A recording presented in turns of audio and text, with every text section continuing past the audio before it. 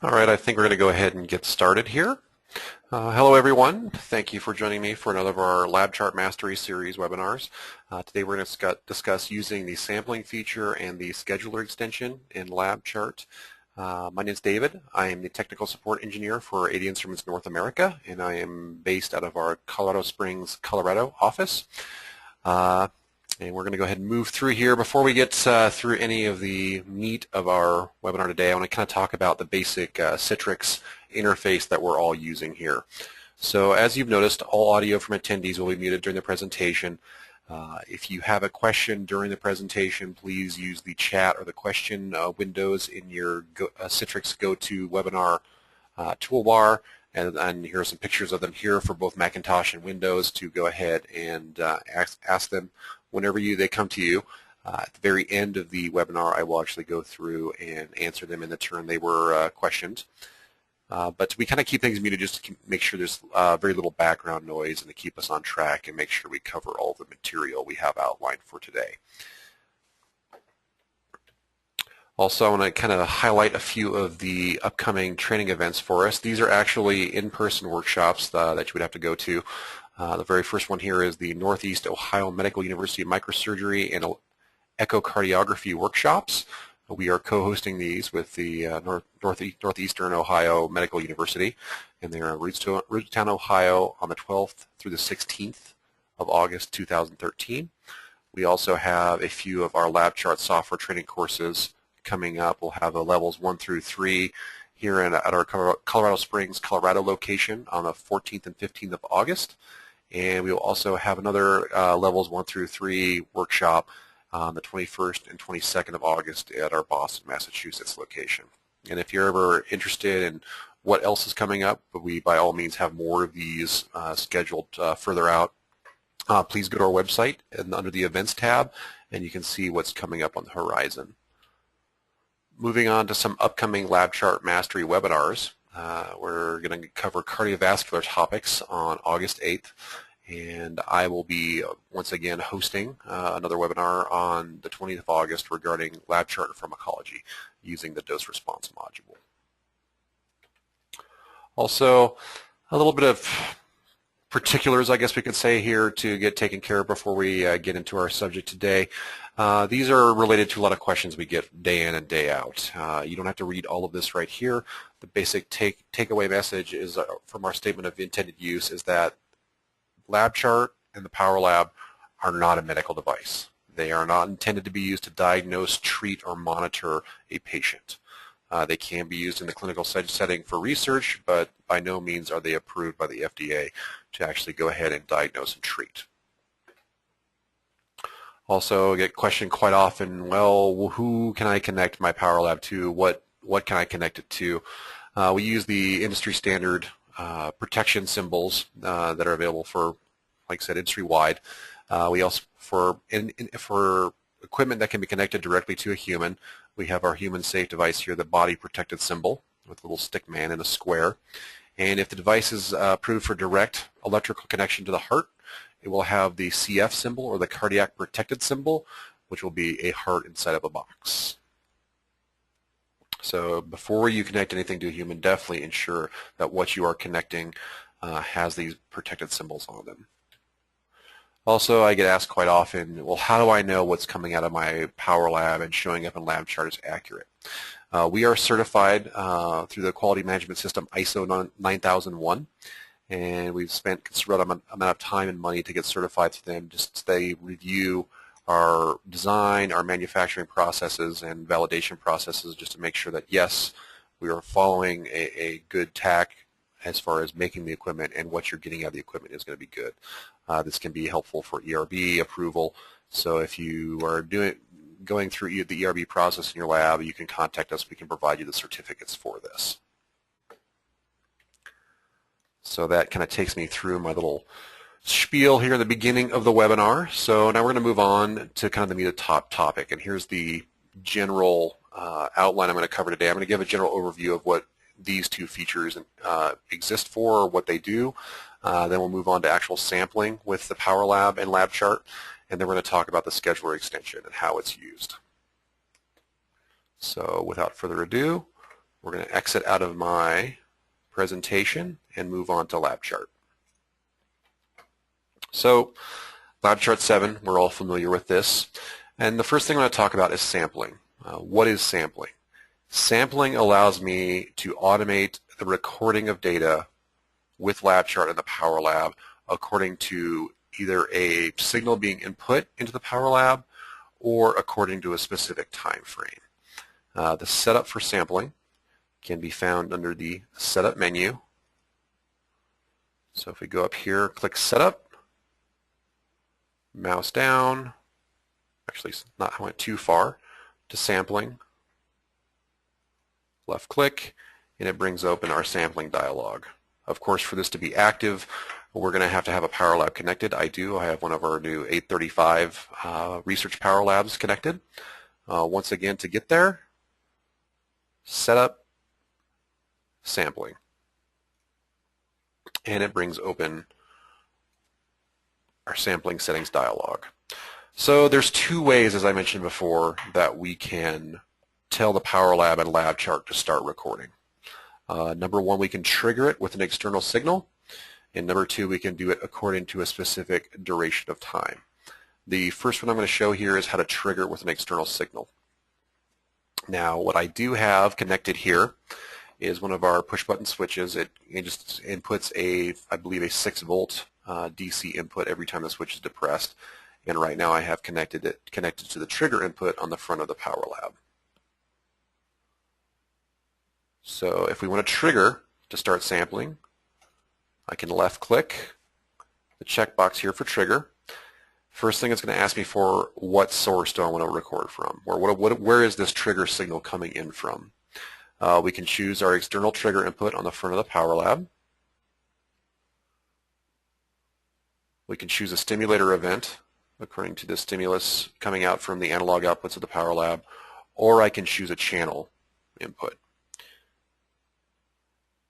If I choose external trigger, you'll see I lose the ability to actually choose a certain voltage level. That's because the external trigger, I believe, will trigger at 1.2 volts input. And we also get this options button for external trigger. If I left click this, it brings open the external trigger options. We can set it in normal voltage level mode, which would be if we apply voltage to the trigger input on the front of the Power Lab, and this input is on the lower left-hand side of your Power Lab, or the first BNCs from the left. And it's just going to, if a certain voltage level is applied, it will trigger sampling. We can also set the contact closure. Some external devices require this. Very, very few. A good 90% of whatever you're going to use is going to actually apply a voltage. Now, I mentioned that I do have a push button switch applied or connected to the trigger input. If I hold down the button, you can see that my little current state there turns yellow every time I push the switch. That's a good way of testing that, okay, our trigger input's working correctly. You'll also see the LED on the front of the Power Lab above the trigger input will also turn on every time you apply a voltage. We can also put external trigger markers into a channel if you would like. I'm not going to do that today, but it is an option available to you. I'm going to hit OK. Now, if I was to choose a stimulator event, of course, that relies on the stimulator settings within LabChart. That's covered by another webinar, but that's as far as I'm going to cover today or talk about it. And of course, as I said, channel 1. So if I have my trigger signal going in, I can set a threshold in channel 1 of, say, 1 volt. I can say, okay, we need a trigger above the given level, or I need a trigger below the given level. Rising slope, falling slope is what we're kind of doing here. But I'm going to go ahead and go back to external trigger since that's how I have it set up. I'll show you what that looks like with the trigger input coming into one of the inputs in a few minutes. Next, we want to talk about When do I want to begin recording? Right when my trigger occurs? Do I want to do it post-trigger, so a few seconds after my trigger event occurs? Is that when I want to do it? Or do I want to do it prior to trigger, a pre-trigger? The reason we can do pre-trigger is that when we are sampling, LabChart is actively monitoring the data, but it's not recording it. So if I trigger, it does have some buffer space for the data that has just recently been brought into the Power Lab, and it can put that into the file. And if we do pre or post, we could do 1 second. We can change our units to micro, millisecond, or just plain seconds, minutes, hours, minutes and seconds, hours, minutes, seconds, whatever you'd like. And we can also do a pre-trigger of that amount.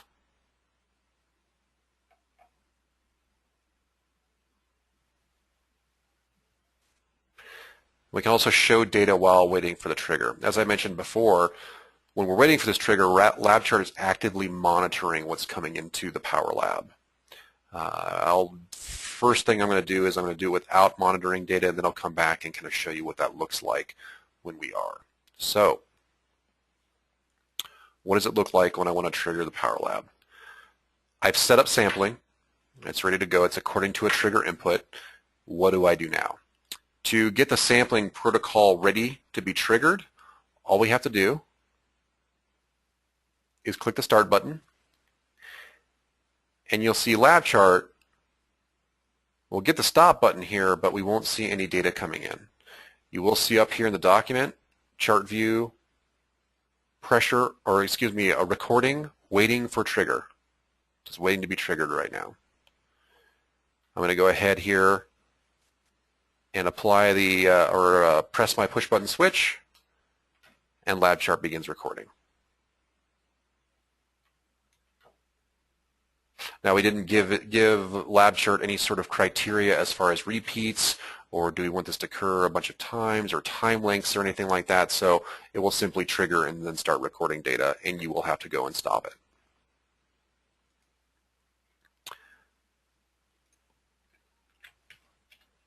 Now, I mentioned that while we're waiting for that trigger, we can actually show the data that's coming into the Power Lab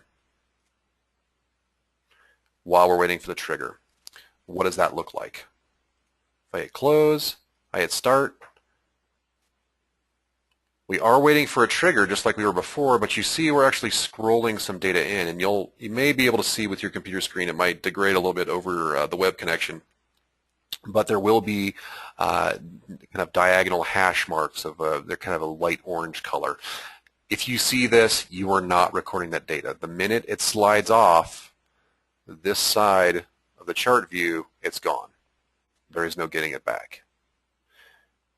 So we're sitting here, we can see what's going on with the inputs, but we are not recording what's coming in. We're just monitoring. Why is this useful?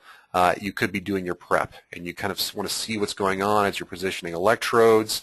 You want to make sure you're getting the proper location, but you don't need that data. It's not important for analysis later on, so you just want to kind of monitor things, make sure we get to the right location, and then you want to record good data. This is that way for you to monitor and not save that setup time when we're actually making sure our electrodes or our instruments are in the proper location. What happens whenever I trigger? We do our 1 second pre-trigger, and we start recording data. And you can see here, there's that other data we recorded for about a minute there. It's all gone. We can stop, and it's no longer there. We just have the data that we started recording after we triggered recording in LabChart.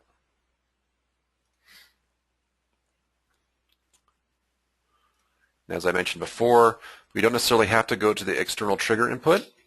I'm going to move my push button switch over to channel 1.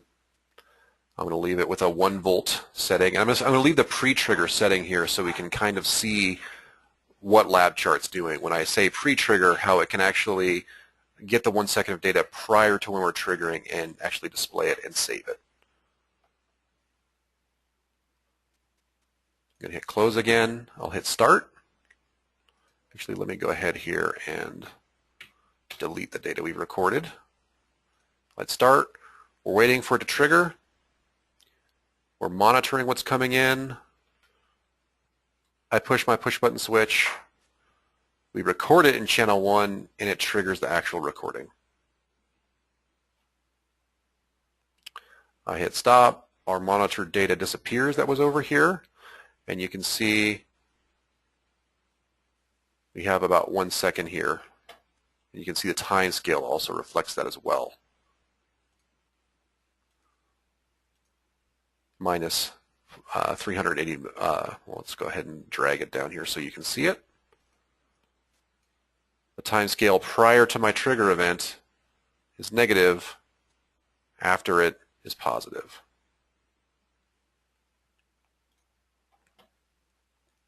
So you may be saying to yourself, this is great, David, but I want to do this multiple times. I want to send a control pulse out of the Power Lab, have it collect for 5 seconds, say, or 5 minutes every hour, and I want to have it do that for 24 hours. How do I do that? Timing can depend either on your whatever device you're using to control a Power Lab that's actually sending out that control signal, and the actual iterations and how long we're going to record can be controlled inside of LabChart. So I'm going to go ahead and delete our data again. Go to Setup, Sampling. I'll leave everything as is here with the trigger. But I can tell it now, okay, I told LabChart set to start sampling, but now I can tell it, okay, I want to stop sampling after a certain amount of time. I'm going to make it 5 seconds. And I can also tell it, okay, I want it to occur after the trigger event. So say my trigger event is a square wave pulse. I want it to stop 5 seconds after that square wave pulse goes back to 0. Or I can say with that unchecked, 5 seconds after we trigger. And of course we have all of our time options available here as well. I can tell it to do that once, or I can tell it to repeat a certain amount of time. I can tell it to repeat an infinite number of times, or I can say 2. I can also pull this into scope averaging as well and tell it to average over a certain amount of blocks. And this relates to scope view. Once again, this is another webinar topic, and that's all I'm going to mention here as far as with the scope view. Everything else we'll talk about here will be discussed in the scope view webinar. So I'm going to uncheck and go back to. So I'll record 2 blocks of data here. I can also tell it to wait a certain amount of time between block starts. That even if there is a trigger input, we will not start it until this 1 second time frame stops.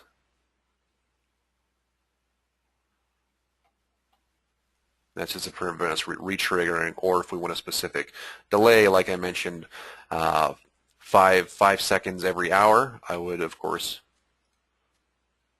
go to minutes and say 60 minutes before it'll trigger again. But I'm going to uncheck that right now. And we'll see what it looks like whenever I set it up for a specific amount of repeats. I'm going to close it, start recording. We're still monitoring data. LabChart is waiting for a trigger. I trigger.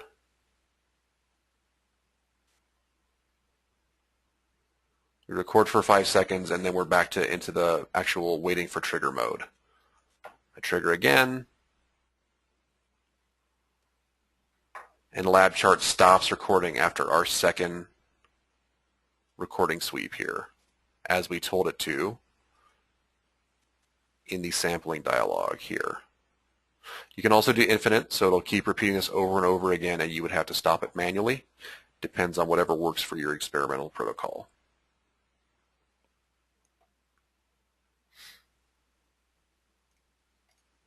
And as I said, this can be very helpful when we don't want a lot of data. Either during setup we want to monitor, or we just don't want every minute of data out of a whole hour. We can tell LabChart to go ahead and only record 5 minutes out of every hour.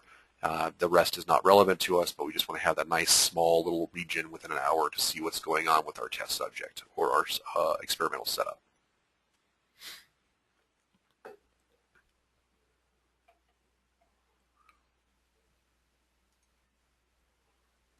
Just to kind of give you an idea of what it looks like. Without monitoring again, we're waiting for a trigger. We're not seeing anything that's coming in. We trigger, get our pre-trigger interval, stop again, wait, and actually I have it set to infinite this time.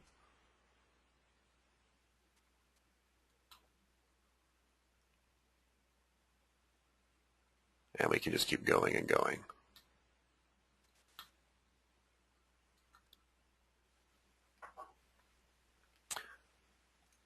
So that brings us kind of to the end of sampling. Gives us the ability to actually go and automate LabChart.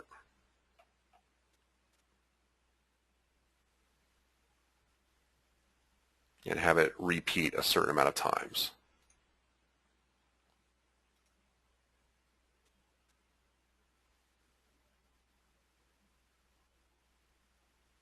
And here we can see I removed the trigger event for start, so start is actually recording, but LabChart is breaking the recording up into blocks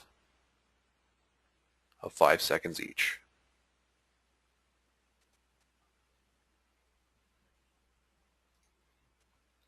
It does not require a trigger event, but it is starting and stopping sampling according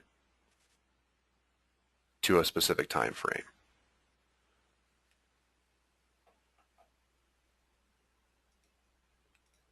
So I'm going to go ahead and turn off sampling. Kind of a word towards if you start using sampling, maybe forget something, want to know a little bit more about it, you don't necessarily have to come back to my webinar. Our developers do a great job at sprinkling these little help topic dialog buttons throughout LabChart. And if I left click this, it takes me directly to the help menu topic for sampling and tells you everything you need to know about using it.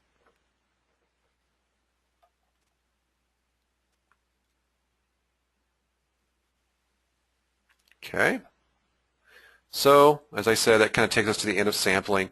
A very simple to use feature in LabChart, but something that can be very, very powerful if you're doing extended recordings or you're looking to control a power lab with some other device in your lab. So I'm going to go ahead and close this file and open a new one. Drop it down to a few channels, and we're going to move on to the scheduler extension. If you're familiar with LabChart, you could probably guess I've said extension. This is not a built-in feature in LabChart. It's something that we kind of have it's a plug-in. It gets loaded into. How do I do that? We would do that through the feature manager under the help menu. So again, help, feature manager. You can do checks for updates here, and you can also tell LabChart to, number one, load and install, and also turn off and turn on specific extensions. So here's a scheduler extension. Initially, it was designed to be used with some telemetry research equipment we marketed, but it can be quite handy to use for just setting up LabChart to do recordings in multiple files according to specific time frames. So you would download and install the scheduler extension, make sure that this checkbox is turned on here, and it's going to give you the scheduler extension and allow you to use it. Where does the settings for the scheduler extension live? It's going to be under setup once again, down here under scheduler.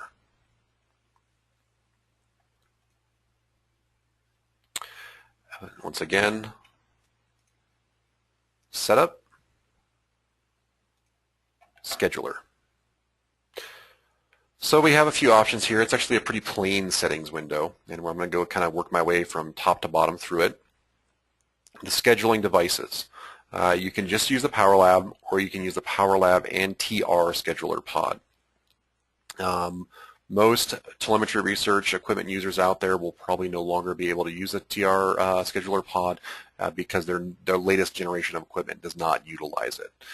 If you do have an older system, you may have the TR scheduler pod, and of course you could go in here and schedule recordings with your telemetry equipment, and it'll allow you to turn off, turn on specific telemeters, stuff like that. But for our purposes today, we're just going to talk about using the scheduler extension with the PowerLab and LabChart. So there's a few options we can tell the scheduler extension to do. We can auto-save every time we record a segment of data, and we can also add a comment every time we do that. Now you'll notice if I just open a document, left-click auto-save, the checkbox here, I get this warning. Cannot auto-save. You must save all LabChart data files to enable auto-save. My document here doesn't have a name. It's not saved anywhere. There's no place for the scheduler to go and say, okay, save to this file. How do we fix that? Go ahead and OK. Actually, I'll have to unmark this first. Cancel. File save as. I'm going to save this to my desktop. We'll call this file test. Save. Now my file has been saved once and has a name, test. Go back to setup, scheduler, and now you'll see when I click that, autosave is enabled. So it means every time it saves a segment of data and stops recording, it's going to save. So if I say I want to record for 5 minutes out of every half hour, after that first recording of 5 minutes, it's going to stop and save to the file. After the second one, it's going to stop and save the file ad nauseum until we just keep going and going and going. I can also add comments at the beginning and the end of each recorded section, giving us time and date information.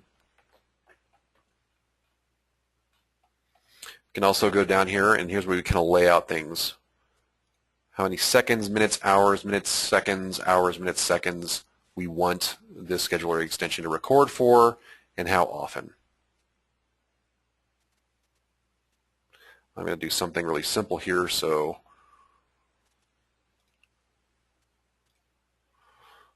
we won't be sitting here waiting for a half an hour. I can also tell it to start this from a specific time and end at a specific time for every day or for a number of days.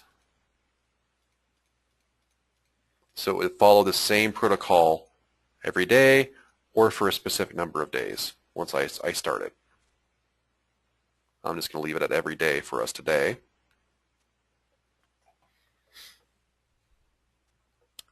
And you'll see here are the LabChart data files that are being saved with this scheduling or treated with this scheduling schedule, with the scheduler schedule here. We only have one listed here, but you can tell LabChart to cycle through files. So for instance, we have this here. That's fine. I'm going to go ahead and create another file.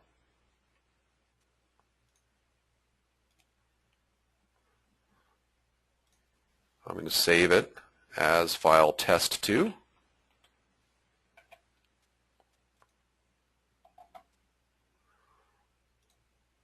Smart tile so we can see both of them.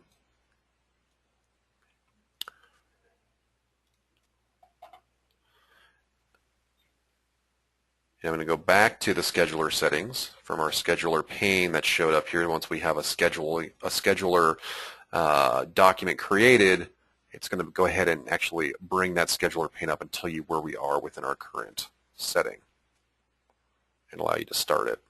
Now see, we have another document in here that shows up. If I check this, what the scheduler or the schedule we have set up here in the scheduler will do, for the first 5 seconds of our 15-second period, it will record in test 1 in the first test file. For the second 15 seconds in our schedule period, it will record down here in test 2, and then it will stop and it will start all over again. It'll be a little bit easier to see once I kind of get things going here.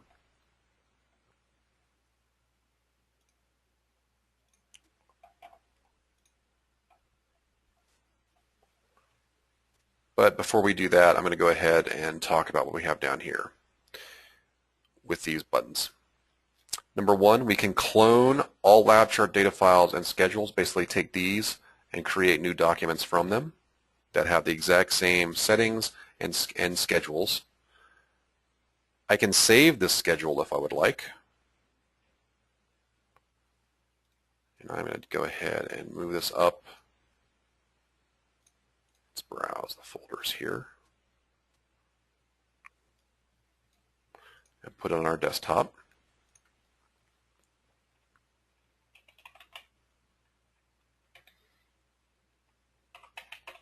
We'll call it Test 1 Schedule. Save.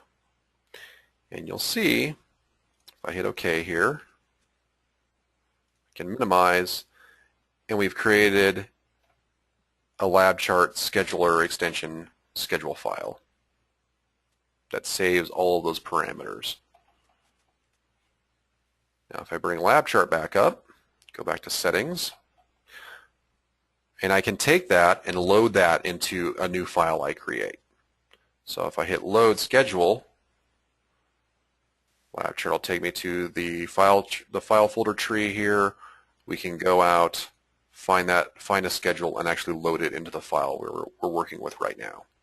So a great way to create a schedule and then save it outside of a LabChart document if you need to import it into other documents, or send it to a colleague. Put this in your LabChart documents and use this schedule when recording. So now that I've gone on and on about how everything is set up here, let's see what it looks like when it jumps between two different files. And you don't have to have two different files here. We could just do it with one.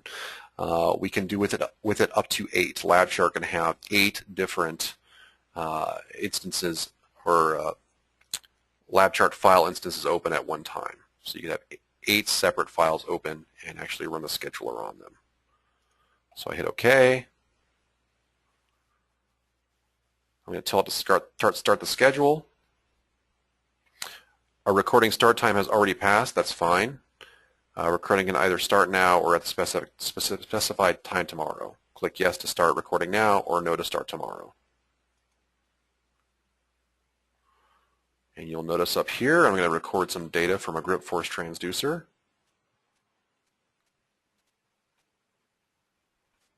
We're switching the Power Lab over to the other document and recording.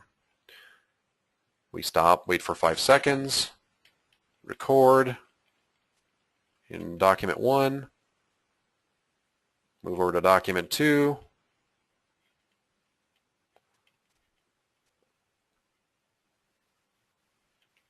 and keep moving back and forth.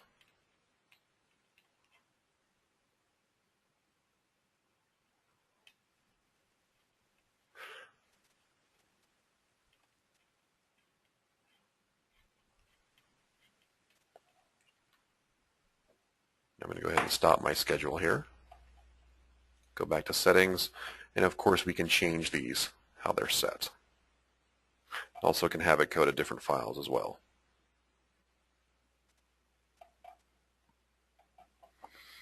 So those are the kind of the basics of using the scheduler. Obviously the scheduler can be very powerful if we kind of want to move around between different documents, or if we want to control sampling in one or more documents according to time, to a specific time of day.